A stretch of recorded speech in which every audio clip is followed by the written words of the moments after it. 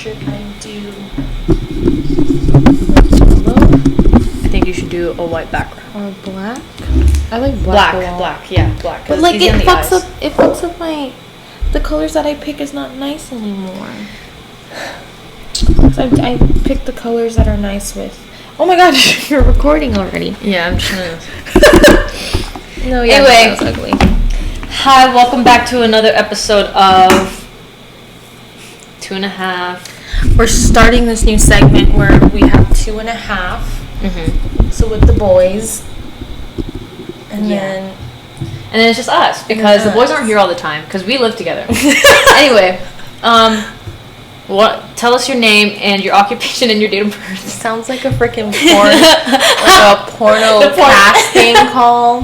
The porn introductions. What do you say? My name? Yeah, just say like who are you? Who are you to me? What's your name? What do you do? You're my bitch. Just kidding. So I'm Jean. I'm her cousin. Yeah. So we live together. Are you married? Jesus Christ! This is how you pick up girls out. Yeah. Are you married? You married? What's your occupation? How old are you? So what do you do for a living, actually? What are we doing right now, in this moment? So usually me and her, we study a lot. This is all we do. Yeah, we do a lot of homework. We go to cafes. Mm-hmm. And yes, I'm married, just to answer the question. And we always talk about relationships. I feel like that's a really big topic of ours. Definitely. Like, I go to her I literally went to her this morning. Like, I opened her door, the first thing I said was, what would you do? And, like, I asked her, like, about relationship advice. And the reason I asked her that is because she's been married. And apparently, to boost her credibility, her shortest relationship is what? My shortest relationship was about 2.5 years. Like, if that's your shortest relationship, I feel like that says a lot about who you are as a person. So, today's topic is going to be long-term relationships, because that's your expertise. Oh, wow. So, my first question is, what's the best advice you have to keep a long-term relationship going? So, like, that's such a hard question in my eyes. Because I feel like everybody has their own advice. Like, my advice is probably going to be dumb for some people, but some people are going to be like, oh, wow, that's gold. Yeah. Because, like, obviously if you ask your mom, like, hey, like, what they're gonna, you know.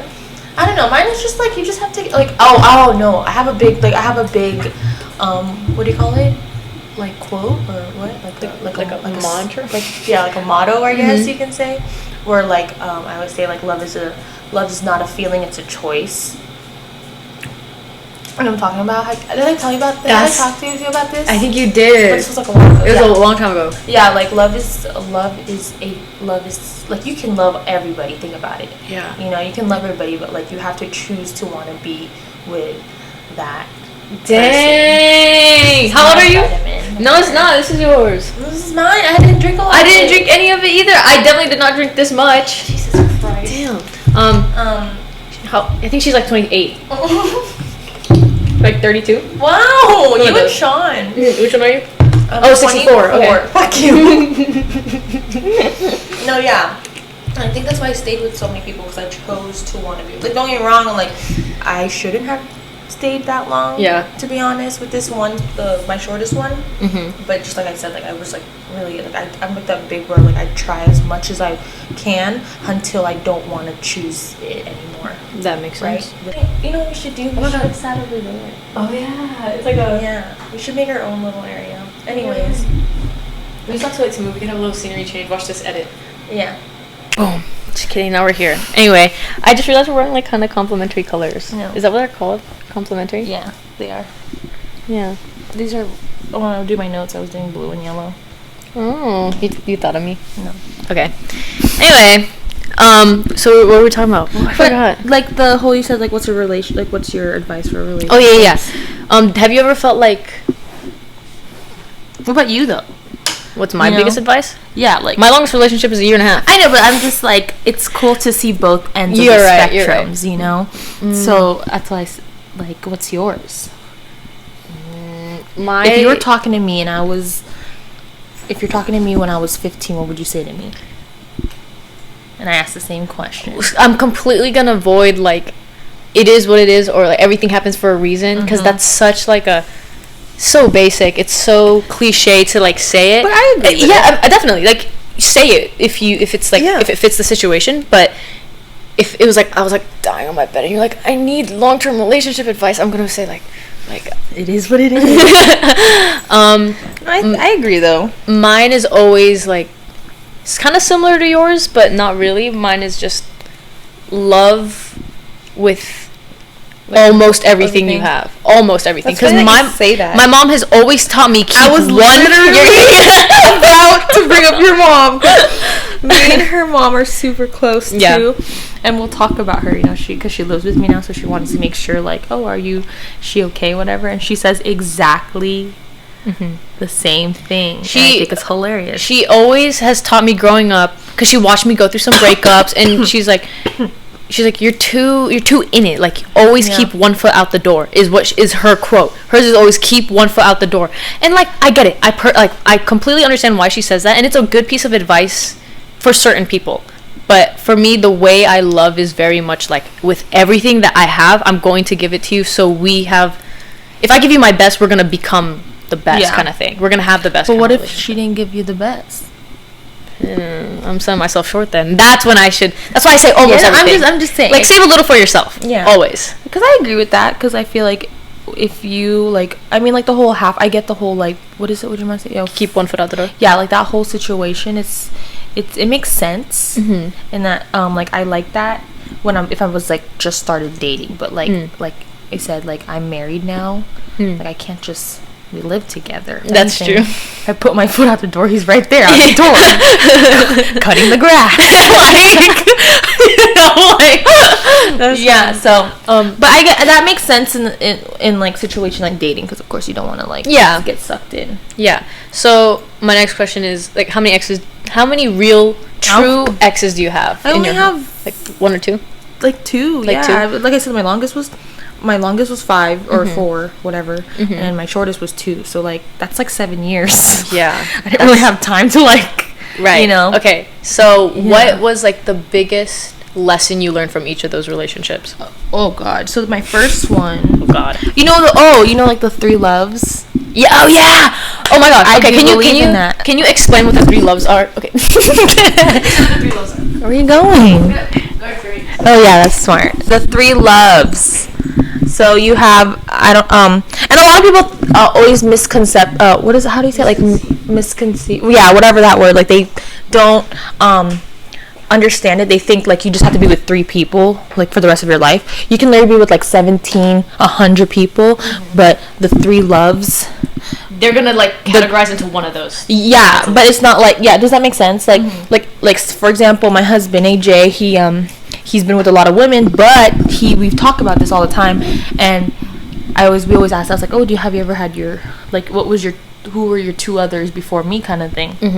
And then he told me he said that his first so backtracking the 3 loves, there's like a lot of videos on it and stuff like that. But like in general, the first one is going to be like the puppy love, like the first love, like you know nothing, you're young typically. Yeah, like usually it's usually your first one, your first love or whatever. It's like you're like dipping your toe into the water of dating. Yeah, like and it can be like high school, like this can be like a high school relationship. Mine was in college relationship, really depending. But this is like your puppy love, like where you genuinely don't know what love is. Yeah, and you're trying to like figure it out for yourself. Like you're learning as you're going. Yeah, like there's and they say that usually it's like it seems perfect in your eyes. Like you think this is what what love is. This is it. Yeah. The second love is the hard one. They say it's like the one that hurts the most. It's the one that's gonna hurt you. It's gonna put you through hell, kind of thing. Yeah, it's the like one real. This is your first real like actual textbook definition of love or whatever. Yeah, because like at this point you'd gone through the first love, like you know what you want. You know what you want. You know how you are in love. Yeah. So this second love is like you're trying to stand your ground in that, but then is the other person, and it backfires, and then it hurts, and it's always like typically it's like a big like falling out kind of thing. And then your third love is the one that you never would expect. It like comes out of the blue and you're like, what? Yeah, and it's so easy. Yeah, and it's it's a good one, the pure like full one, like actual. But what I like about this theory a lot, it doesn't apply just to relationships. I feel like it applies to even friendships and just life stuff. So that's why like I'm big on sometimes it's like sometimes your soulmate isn't even a romantic thing. Your soulmate can be your your best friend. You know what I mean? Yeah. Like someone like that. It can be someone. So that's why I like this theory a lot, because it goes in hand with just general like relationships and stuff. Yeah, I agree. But so now we go back to the question where you told me what I learned, right? Yeah, like what was I your learned biggest on lesson from each? Yeah. So the first one was my first love or whatever. So we were together. It was kind of on and off, but like consecutively, it was 2 years. It was on and off in the sense of like we broke up once. How old were you? How old was I? I was a sophomore in high school. Yeah, so you said like young. Yeah, I was a sophomore in high school. He was like my first ever everything. And I was also his first everything too. So it was like we were both figuring it out. Yeah. Yeah, so we were together till I think it was sophomore year. We broke up around junior year, like half of junior year. He actually dated someone else too during that like break. I didn't think I was gonna get back with him, to be honest. And then we got back again together around like the beginning of senior year, I think.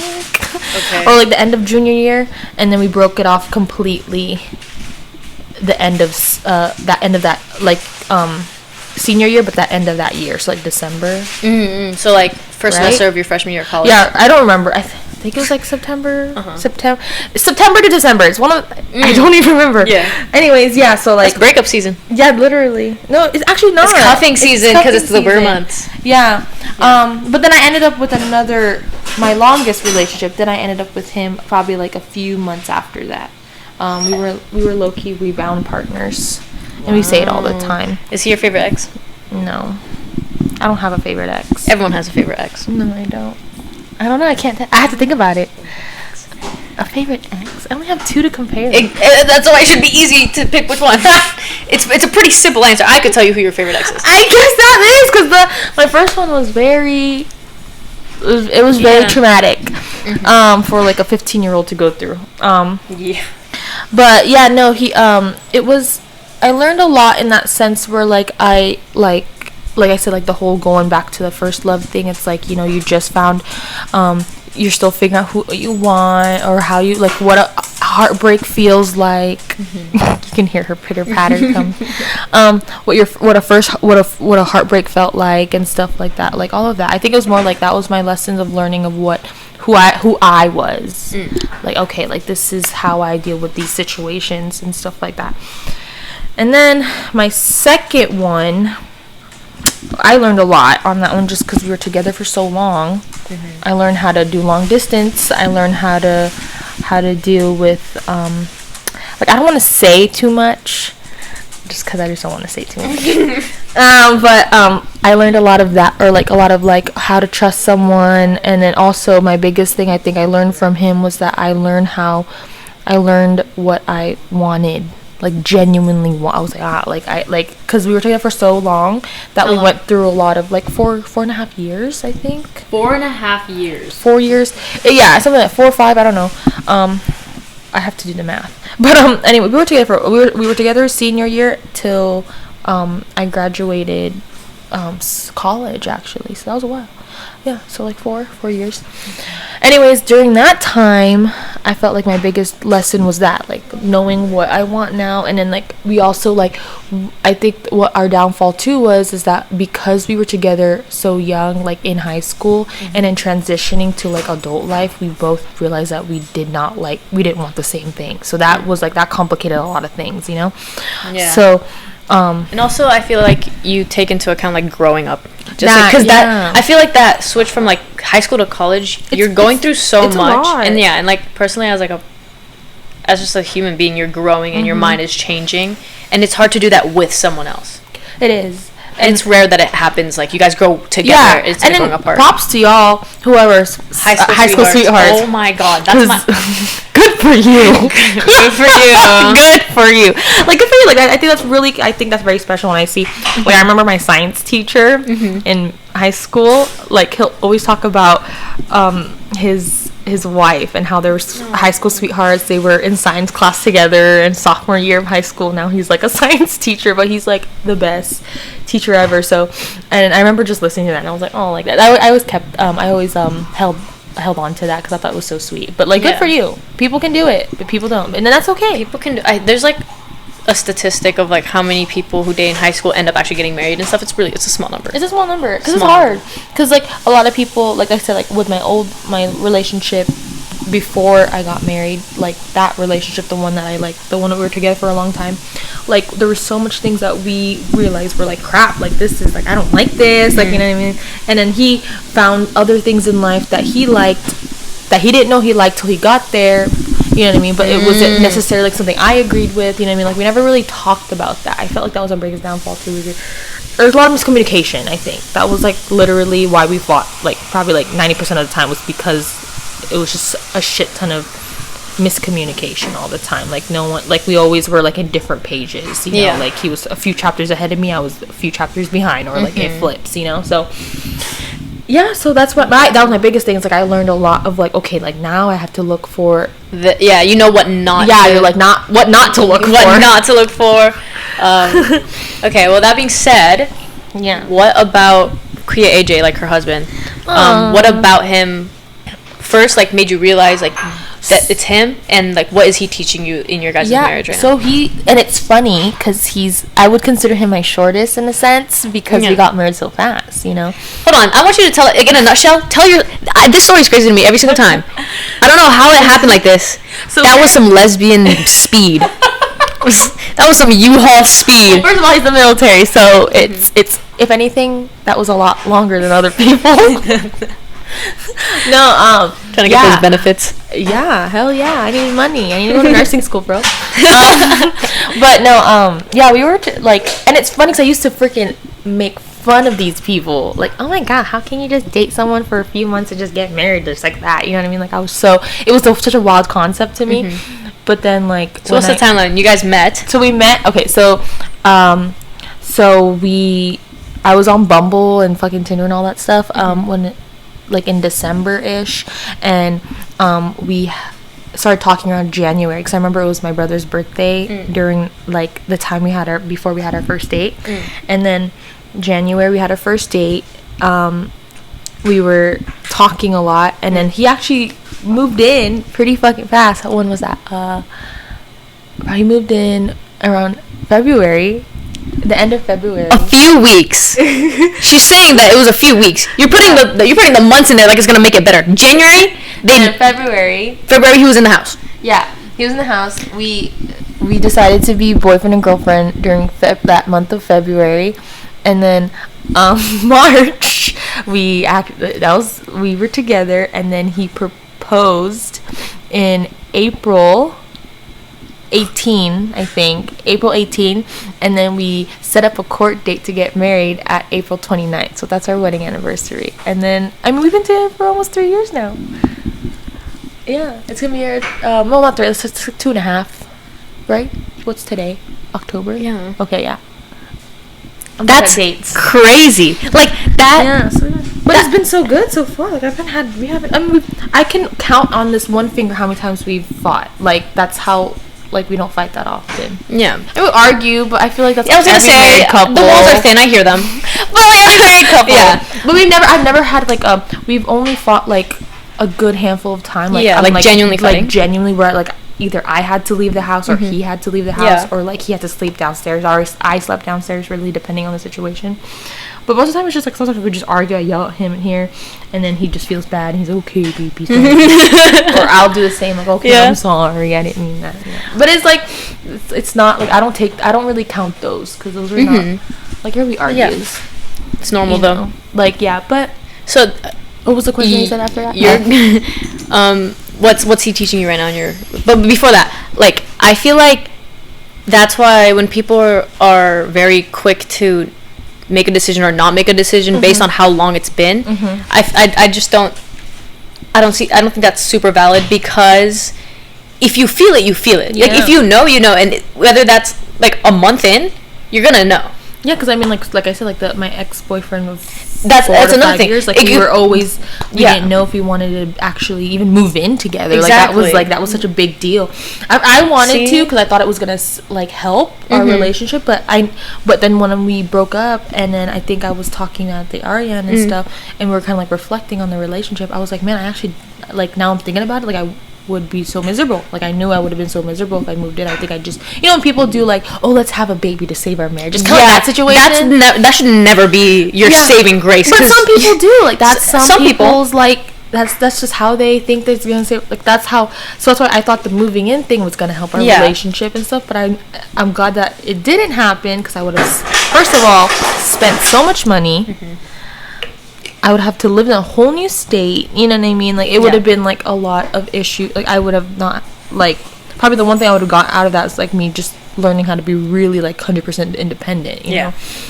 I'm so glad that didn't happen. You dodged a bullet. I did. It's like, Matrix, bro. So, what is something that your marriage with KAJ is teaching you right now? A lot. He's teaching me a lot. Patience. Communication, because remember I told you my last relationship, it was just like every day was like a miscommunication.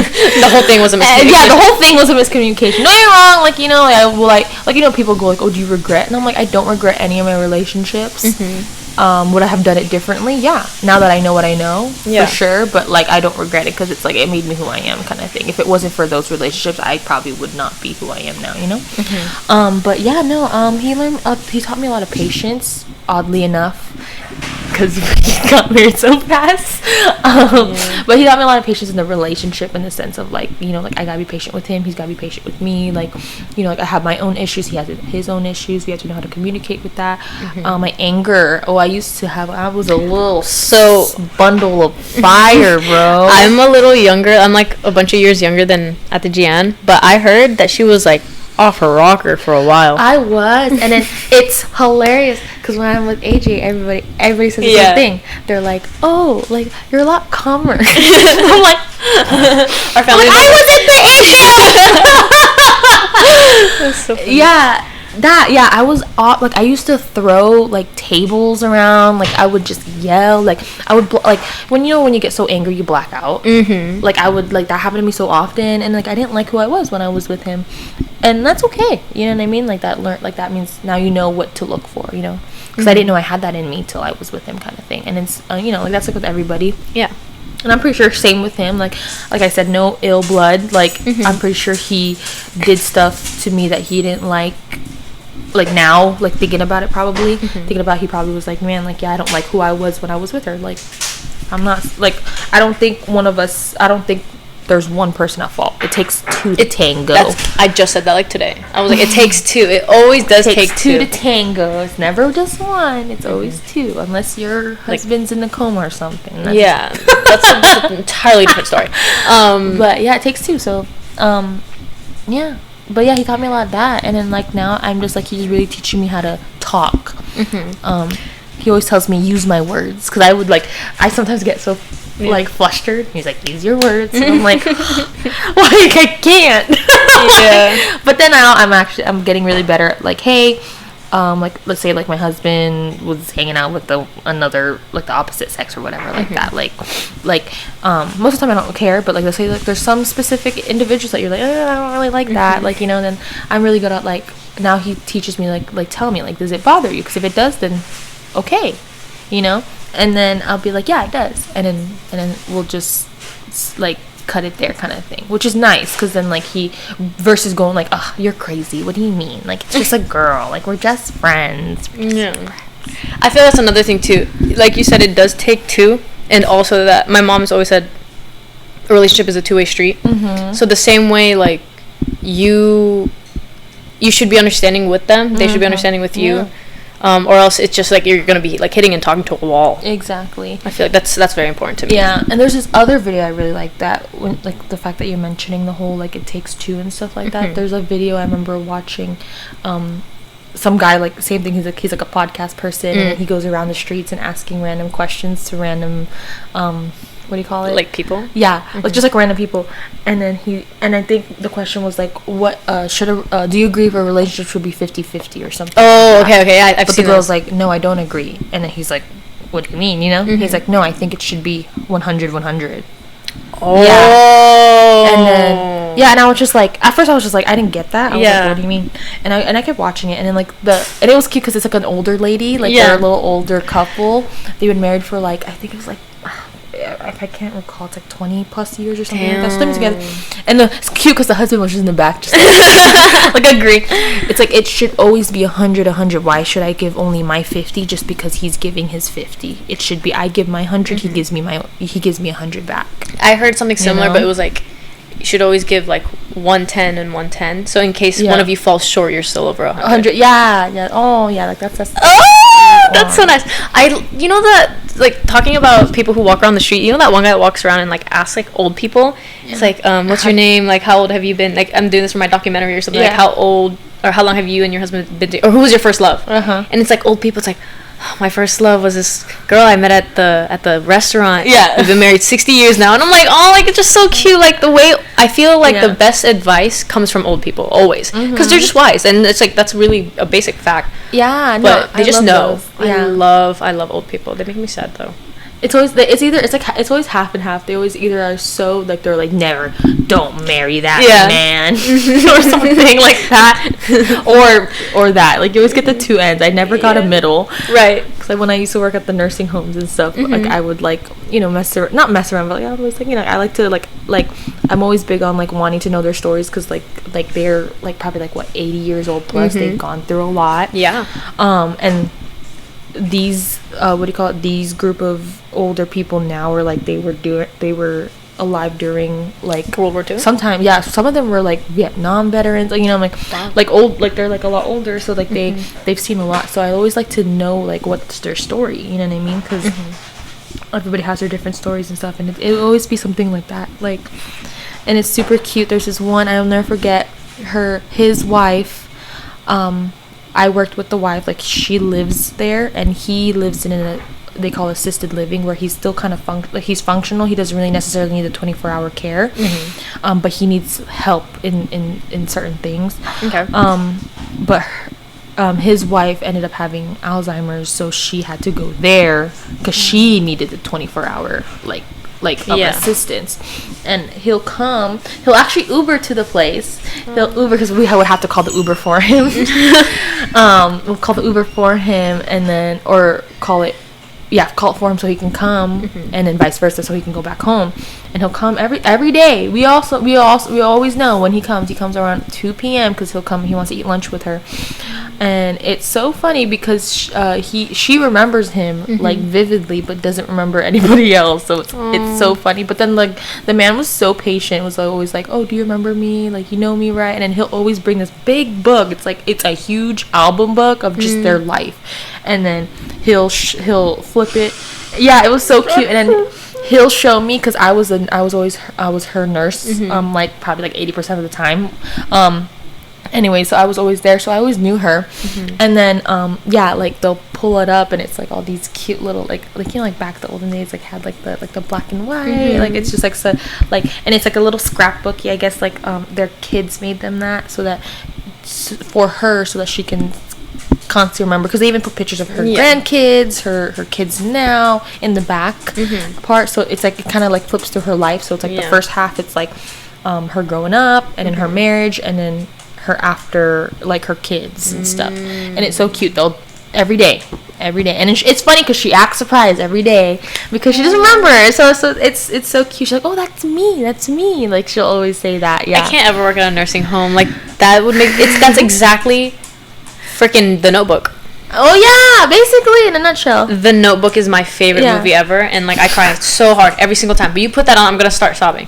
But like, it's just, I don't know, I feel like that's really love is definitely patience for me. Like, if you have the patience to stick with someone who might forget you one day, like, that's just like, and you choose to go all the time, because like he didn't have to go. Like, this man, if he wanted to, he would. If he wanted to, he would, as Old Man Joe has been doing. Old Man Joe. Oh Oh my god. Yeah, no, that's true. And then, like I said, like, he doesn't drive anymore. He has to always think about it. He Ubers to the nursing home every day. Like, Uber's not cheap, you know. Every day too, like that. That piles up. And then sometimes he won't go because he just doesn't feel good. But every day he was always there, every day. And then so it was really sweet. And then when COVID happened, we used like iPads to like so that they can FaceTime their significant others or family members or whatever. And then he'll be the first, like, he'll always be like, "Hey, I want to schedule my FaceTime, my Zoom call or whatever."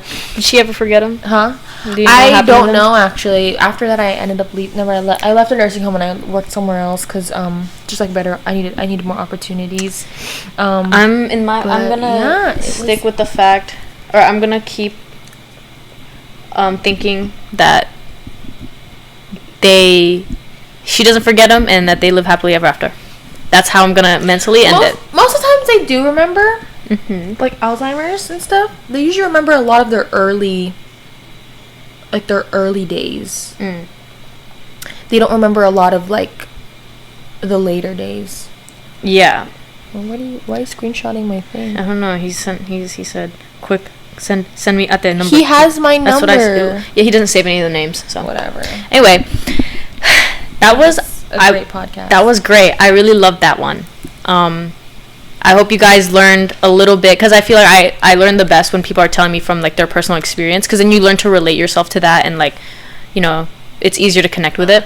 I agree. I hope you guys learned from my old lady friend at the gym.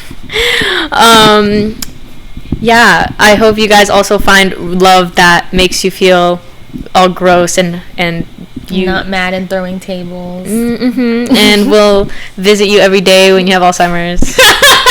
That's really fucking sad. It's like, cute. I'm so sad. Anyway, yeah, that's it. Everyone say bye. Julia, say bye. Cookie, say bye. I want them to sniff. Can they sniff? Sniff on the... Sniff. Wait, what's your name? Julia, sniff. Look at this. Hello? Cookie. Yeah?